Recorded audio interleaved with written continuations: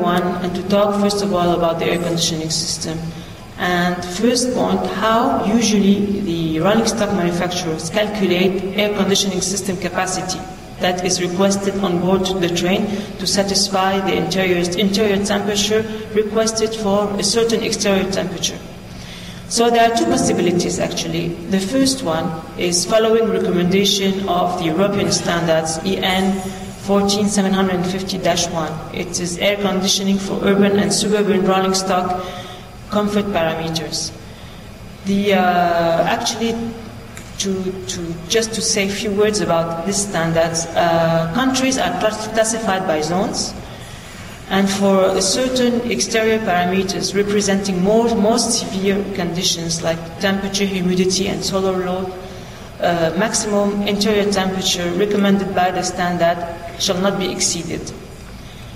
So, calculation of the air conditioning system capacity needed is done with respect of the standards EN 14750-1 recommendation. So usually this standard is usually used for all European countries and also North African countries and sometimes North America. Just to show you, when I talk about zones, it's just an example. It's an extract from the standard. For instance, let's take a country, France, for instance. Okay, as you can see here, France is considered in summertime zone 2. Okay, if you look at the requirements of the standards, in zone 2 you have a maximum exterior temperature 35 degrees, maximum relative humidity 50%. If you look at the recommendation of the standards and the interior temperature to be respected, for zone 2, it has to be 30 or 33, depending on the fresh air flow rate that is recommended for one passenger.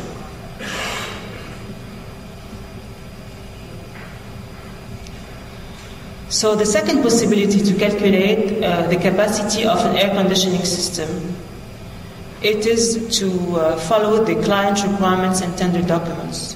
This applies to countries that are not referred in the standards EN 14750-1. This applies to Gulf countries. Following my experience on the Dubai LRT and Dubai Metro, I just wanted to show you the requirements in the tender documents for the air conditioning system. For the Dubai Metro, RTA required in tender documents referred to two documents like Long-Term Climate Information Book from 2001, in which it is written that the maximum temperature is 47.5 degrees, 23% relative humidity. And also they referred to another document from the airport, established by the airport, and which mentioned that the maximum temperature is 46 degrees for 10% relative humidity. And also that the system must work, the air conditioning system must work at 52 degrees, 10% relative humidity with an internal temperature of 27 degrees. So if you could see the delta between the interior temperature requested and the exterior temperature is very high, is higher than 20 degrees. Another example is on the Dubai LRT tramway system. The conditions were the following. For an exterior temperatures of 47 degrees, the HC, the air conditioning system, shall maintain a temperature of less than 25 degrees during at least 95% of the operation time in Dubai. And the tripping value for the air conditioning system shall be above 53 degrees, meaning that the air conditioning system shall not cut off until 53 degrees. So, as you can see, and as I mentioned, the difference of temperature is of 22 degrees requested between the interior and exterior. Just to make a small parenthesis, for instance, when you are at home and it is very cold, or when you are outside and it is hot, it's 40 degrees, and you come into a place 25 degrees is good temperature. However, you feel very cold because it is not because it's 25 degrees, it is because of the delta of temperature between the interior and exterior. This is why you feel very cold. 22 degrees for a human being is a lot. It's just small parenthesis. So, if I come back to the topic here, since it is requested 22 degrees difference between the interior temperature and the exterior temperature, this means that a high capacity is needed for the air conditioning system to comply with the above requirements. However, higher is the capacity, higher will be the energy consumption, and higher also will be the weight of the train. So, in order to reduce the energy consumption due to air conditioning system, what is the solution? The solution is to reduce the temperature, the difference of temperature between the exterior temperature and the interior temperature, meaning that we'll have to decrease the difference of 22 degrees into maybe 15 degrees in order to decrease the air conditioning system capacity. So the only solution to do this is to reduce the temperatures of the air inlet at the air conditioning system. So this solution that I really advise, and I really believe that it could be a very good solution for all the Gulf countries, is a combination of air conditioning system plus air exchanger system. So the air exchanger is roof mounted, so it is just installed next to the air conditioning system. So I'm going to explain, this is very important for me to transmit the information to you, because like this you will really understand how it works. However, okay, I will try to speak and show at the same time. Okay, so I just took an example here. The interior temperature is 25 degrees. You know, when we prepare the train in the morning, there is no passengers, so it's very easy to reach with the air conditioning system 25 degrees because you don't have any passengers on board. This means that you have no passengers that evacuate any energy, any heat, because each one of us evacuates heat. Okay. So let's say it's the first train in the morning, and the train is pre-cooled at 25 degrees inside. And it is a sunny day, but the temperature is not very high. Let's say it is 35 degrees with 80% relative humidity. So you have 35 exterior, 25 interior. Here it's a metro case, meaning that on one car you have two air conditioning systems. You have here the air that is blown to ensure 25 degrees, and here you have the return air, the exhausted air. Okay. Here, what I'm showing to you is the air exchanger.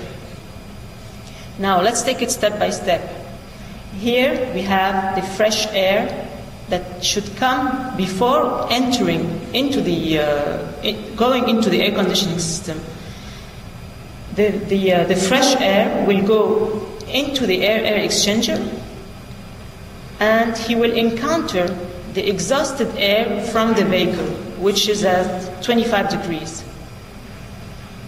They will match with each other, so, sorry for that.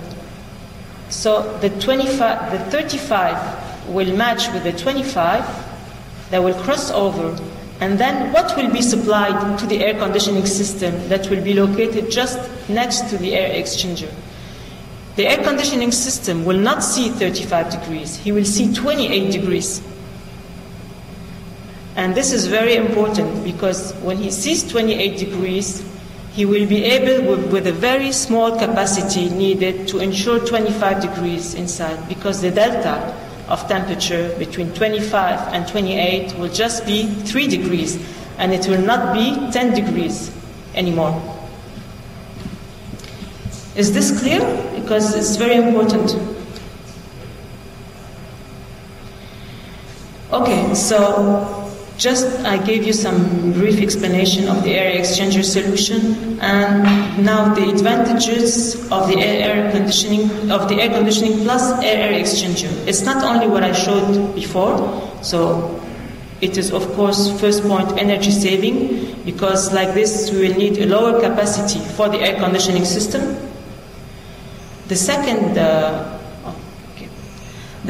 point that is a big advantage is the main time between failures will be decreased for the air conditioning system, because for high temperature, when the temperature outside will be 52 degrees, for instance, with the air exchanger, the air conditioning system will not see 52 degrees, and this implies that there will be no risk for the air conditioning system to cut off. He will see maybe 45 or 42 degrees. So we will have less failures for the air conditioning system encountered. So the mean time between failures for the air conditioning system will decrease. And the third advantage of that is that there will be total weight saving, leading also to additional energy savings, because the less the capacity of the air conditioning system will be, the more compact the air conditioning will be, and also the less weight the train will have to support. So this is of course a very big advantage. Just to add a very important point, the lighter the train is, the better for the track it will be, because the track will be able to calculate the track according to the axle load of the train. So it will be better for the track from the kilo per meter of the track for the track, and also for the price of the track. So it has a global impact on everything.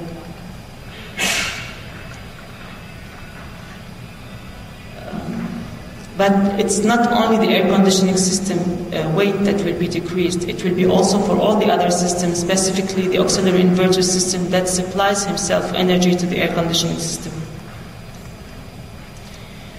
So this was for the air conditioning system. Now I would like to go through the braking resistor. First of all, I'm just going to explain what is the use of the braking resistor on board the train and why it is installed on board the train. So let's just explain in few words the process of the train braking. What happens when the train brakes? So first of all, it is by priority order. The first order is regenerative braking. So when the train brakes, it's mainly electrical braking, complemented by mechanical braking through braking shoes at low speeds. So as you can see here, it's just a very small scheme to be able to understand how it works. So I took two trains. One is 50% motorization and the other one.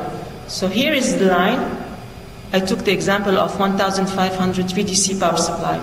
When the train brakes, the train regenerates energy to the line. And this enables the train behind to take advantage of the energy available on the line and to use it in order for him to be able to use its own traction system. So this means that we have energy savings when we proceed like this. However, what happens if, for instance, there is no train behind to receive the energy? Maybe because it's the last train of the day that is operated, or maybe because the headway between two trains is very long. What happens? The line will not be receptive anymore. So what happens is that the energy must be evacuated somewhere. The energy will be sent to an onboard braking resistor. And the braking resistor will receive this energy and will produce heat. The energy will be evacuated through heat. So heat is not a good thing to mention. So disadvantages of braking resistor at train level. it will cause an important increase of air temperatures at braking resistor location. Okay, so this implies also that we need to be very careful about the installation of equipments on board the train. For instance, it will be completely nonsense to place a braking resistor next to the air inlet of the air conditioning system. So, at train level, important increase of air temperatures at braking resistor location. The other disadvantage of the braking resistors is energy waste, because the energy that is sent to the braking resistor is completely transformed into heat, so it's an energy waste, and also high weight of braking resistors. So when the train runs in a tunnel, the tunnel will have to be equipped with adequate ventilators.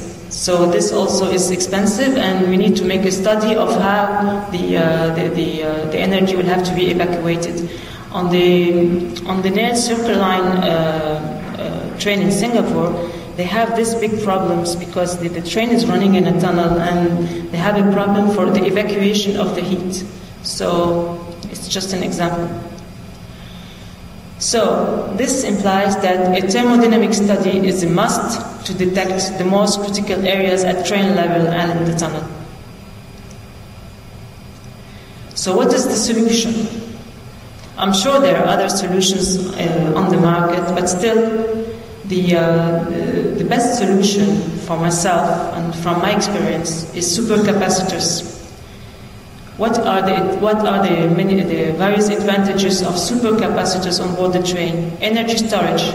The energy, instead of being dissipated and transformed into heat, it will be stored and could be used to supply other equipments on board the train, such as, why not, air conditioning system, because it's the first consumer of energy after the traction system. Low weight. The weight is much lower than braking resistors. Very high rates of charge and discharge, and improved safety by low toxicity of material. So this was my presentation. Thank you very much for your attention.